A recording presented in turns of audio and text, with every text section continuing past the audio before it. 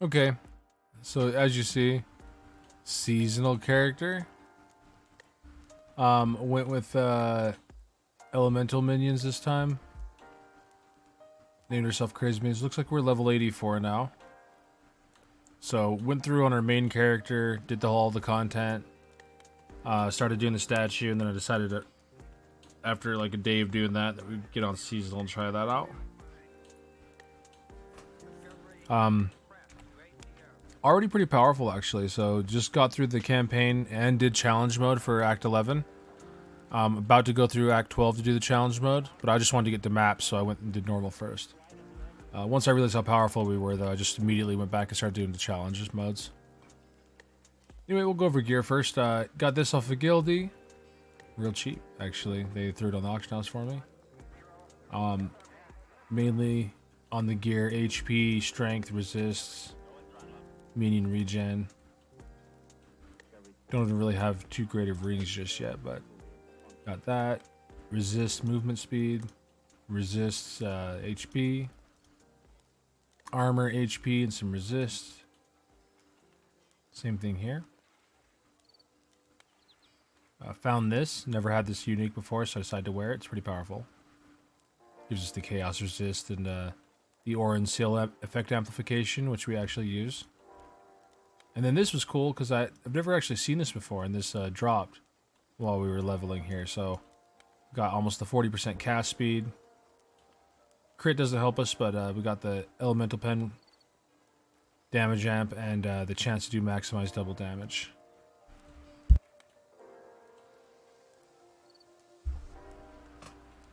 So what we did with this build was just a little bit different. I don't really have the entire Sefdar effect yet. But eventually when we get the charms, that'll be great. But so far we were able to get pretty much all of our defenses maxed. Chaos is a little low, but we're getting up there. But our armor's finished. We've got 7,600 hit points. So this is pretty good for a brand new character. Pretty good stats. And then we've even been able to go in and do the raid boss here.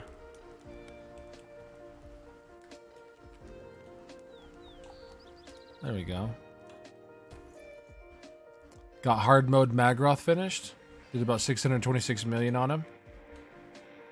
Not a lot compared to what my main does, which is like 33 billion, but this was enough to beat him, and we're one of the only people alive. So, build revolves around the new maximized damage thing that the minions can do. So we'll go over the build here real quick. Just kind of normal. When you go minions, it's kind of straightforward. Especially if you're going for damage.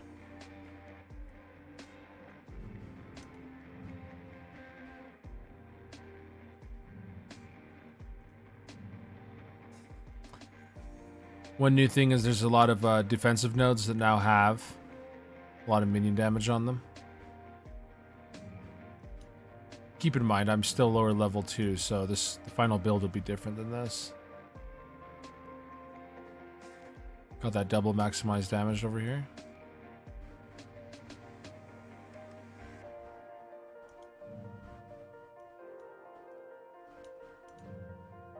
Oh, before we do the final one.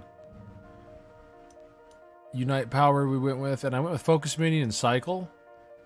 Because one of the reasons of the build is I just wanted to try out a few different things for minions and actually try it out instead of just doing the build for like a day. So we're going all in on a few things I've never tried.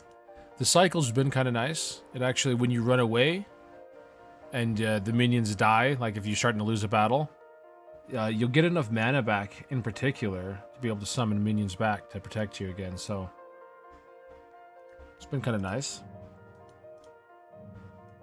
And then right here, it's kind of the basic minion build for most people. So when you get to the final tree, it's usually something like this. Aside from that, we get the maximized damage again.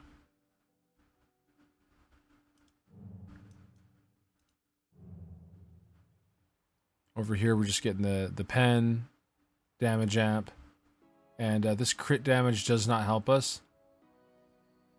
though the minion damage does. The movement speed and the crit damage doesn't help. So, might switch something here. I'm not sure. But we don't mind that too much.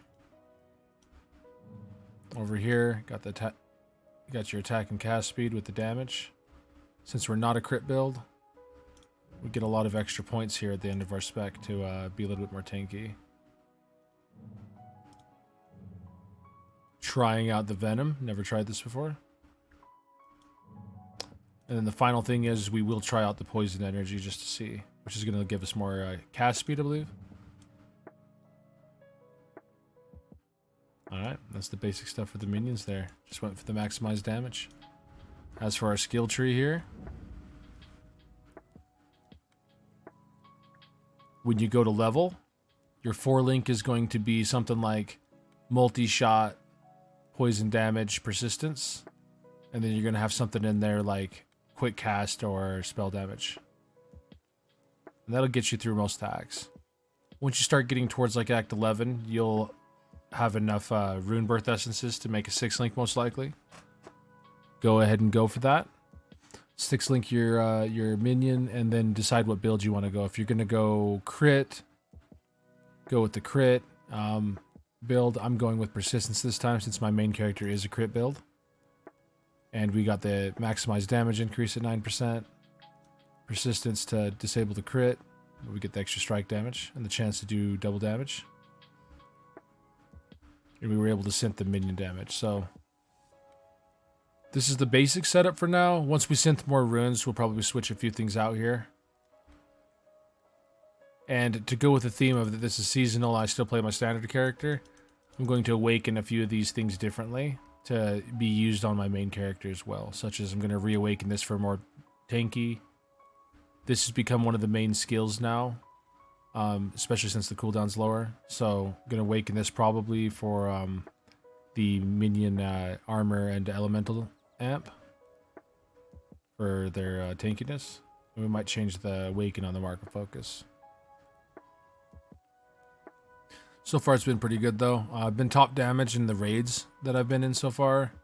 And it's been against even higher level people. And the campaign's been a cake. We've even been able to do the challenge mode. So if you go something like this, it'll work out pretty good. And as I said, once again, poison. Only reason why I went poison is because I wanted the free chain. And I didn't want to try to have to synth chain for my my other Abysslings. So went ahead and went with the poison for the free chaining. And they've been great so far. Other things that probably work with the persistence pretty well is the Fire Orb Abysslings. They were pretty powerful. I switched to them for a while in the campaign. The dot they put up, way more powerful than it used to be, and each Abyssling will put a dot up. If you want to freeze everything, go ahead and go with the Snow Orb Abysslings. They shoot out that little orb and it's going to split amongst everything. And you're going to start freezing stuff, so that's kind of nice. The way shock works nowadays, the lightning arrow Abysslings are stronger than they've ever been.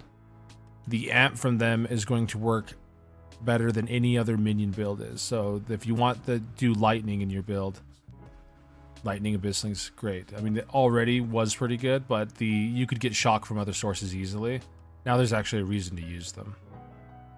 Make sure you check out the awakenings for them. Things like Snow Orb Abyssling. They have a +2 Abyssling projectile count with no dampening. This gives them pretty much a 7-link as well, if used correctly. And same thing with my Poison Arrow Abysslings.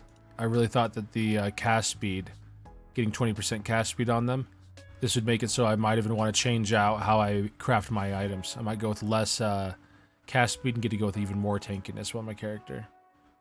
So to go with the theme of being a little bit more tanky and doing the persistence build, once again with the poison guys. You can go with melee guys, just know that they're good on bosses, but when you want to clear a map, I've always had problems with them clearing maps, even at a 6th-link. Bursting Rune Knight's used in the build, and the main reason why is only because I wanted to have the extra damage that he gives to Abysslings, because we're going with the maximized damage build.